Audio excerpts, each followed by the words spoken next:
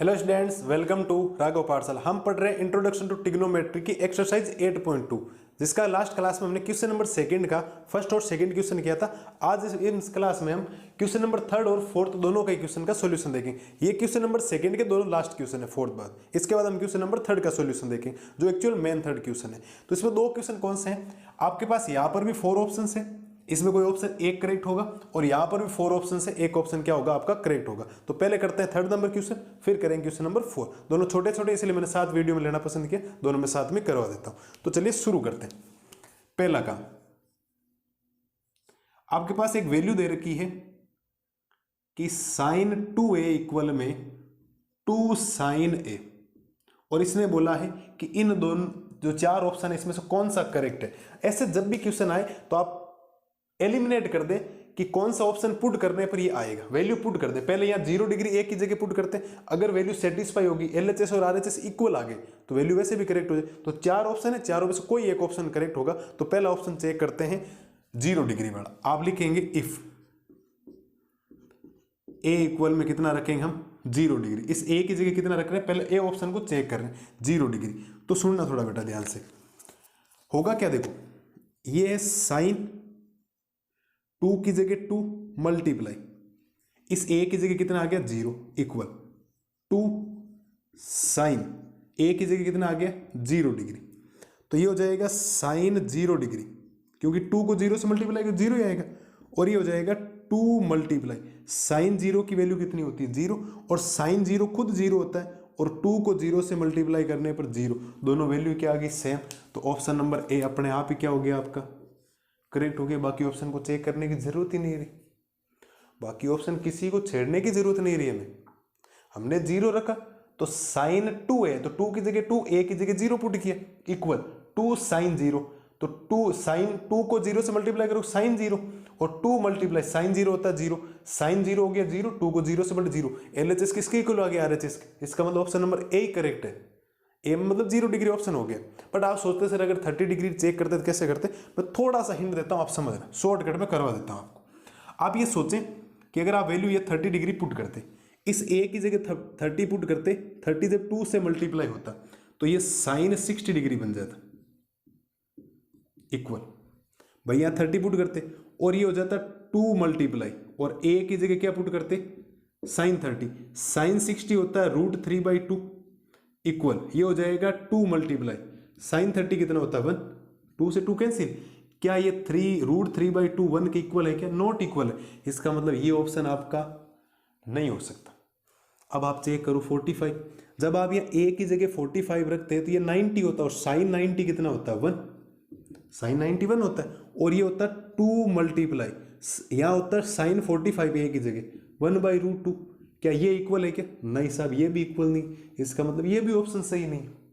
बात करते हैं 60 डिग्री की। जब यहां ए की जगह 60 पुट करोगे तो ये साइन 120 बनेगा। कितना बनेगा बेटा? साइन 120, और ये हो जाएगा 2 साइन ए की जगह कितना 60, साइन 120 याद रखना √3/2 होता है। ये आगे आपके 11-12 चैप्टर में काम आएंगे। तो 11 वाले चैप्टर में एरिया रिलेटेड टू सर्कल्स है, तो उसमें आप ध्यान रखें साइन वो जो 120 होता है वो साइन 60 होता है एक्चुअल में, और ये हो जाएगा 2 मल्टीप्लाई, ये भी हो गया √3/2। क्या ये इक्वल है क्या? नहीं साहब, ये तो ये कैंसिल हो गया, ये भी नॉट इक्वल। इसका मतलब ये ऑप्शन नहीं है। ऑप्शन नंबर कौन सा करेक्ट हो गया? सीधा सीधा ए ऑप्शन, जो हमने रीजन भी दे दिया है ए ऑप्शन करेक्ट होने का। सिंपल सा है, आप आराम से देखें। ये एमसीक्यू में आने लायक क्वेश्चन है एग्जाम में, ध्यान रखना, ठीक है। नॉर्मल सा कैलकुलेशन की मैंने, बाकी 3 ऑप्शन भी आपको रख के बता दिए शॉर्टकट में। अब एक बार जरूर ट्राई करें इसको, बाकी हमने इसका आंसर निकाल दिया। अब देखो क्वेश्चन नंबर 4, ये ढंग का क्वेश्चन है। ये एक्चुअल में पहला क्वेश्चन आपको याद होता है, यहाँ पहले में फर्स्ट में प्लस आया था, यहाँ क्या आ गया माइनस। तो चलिए शुरू करते हैं। इसमें आंसर क्या होगा देखो, 2 मल्टीप्लाई tan 30 1/√3, 1 माइनस tan 30 होता है 1/√3, और स्क्वायर इधर भी क्या आ जाएगा स्क्वायर, ठीक है सर। थोड़ा ध्यान देना, ऊपर वाला बचेगा 2/√3 सोल्व करने पर, नीचे हो जाएगा 1 माइनस 1/3। कैसे? 1 का स्क्वायर 1 और √3 का स्क्वायर 3, ऊपर वाला एज इट इज सेम रहने दो, 2/√3, नीचे 3 एलसीएम ले लो, तो ये 3 इधर मल्टीप्लाई हो जाएगा, तो 3 - 1 हो जाएगा। ये बात ध्यान रखना, ठीक है। आगे सोल्व करते हैं इसको, आगे सोल्व करेंगे तो ये बनेगा 2/√3, और 3 - 1 बनेगा 2/, 3। और मैंने क्या बोला था, अपॉन के अपॉन, तो ऊपर वाली वैल्यू क्या रहती है बेटा, सेम रहती है। ऊपर वाली वैल्यू क्या रहती है, सेम, और नीचे वाले का रेसिप्रोकल। नीचे वाले का रेसिप्रोकल माने तो 3/2। 2 से 2 क्या हो गया, कैंसिल। ऊपर क्या बचा है 3, अपॉन क्या बचा है √3।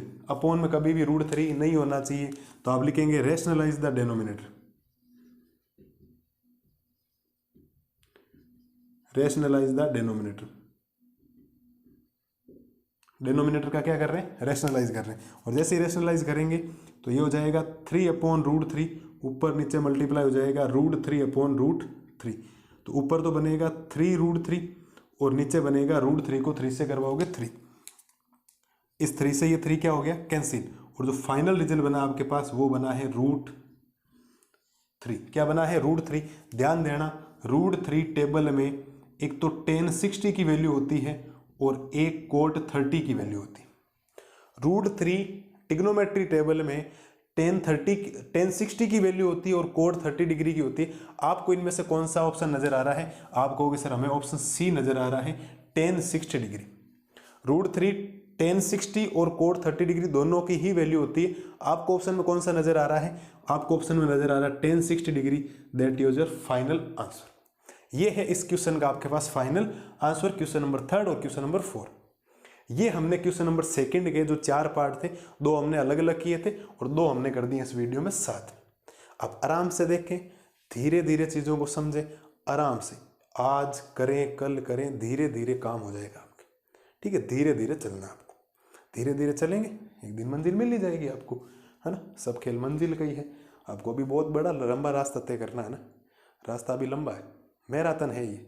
आज 18 घंटे पढ़ लिए, कल पढ़ाई नहीं की, सो रहे हो, नींद ले रहे हो, ऐसा नहीं होगा। पढ़ाई रोजाना होगी, धीरे धीरे। Slow and study win the race. जो धीरे धीरे चलता जाएगा वो लास्ट में रेस जीतेगा। ठीक है, तो रेस की बातें हैं, मैराथन है, आप धीरे धीरे चलते जाए।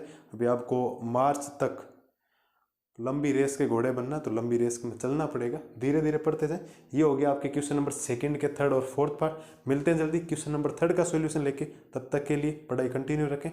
Thank you.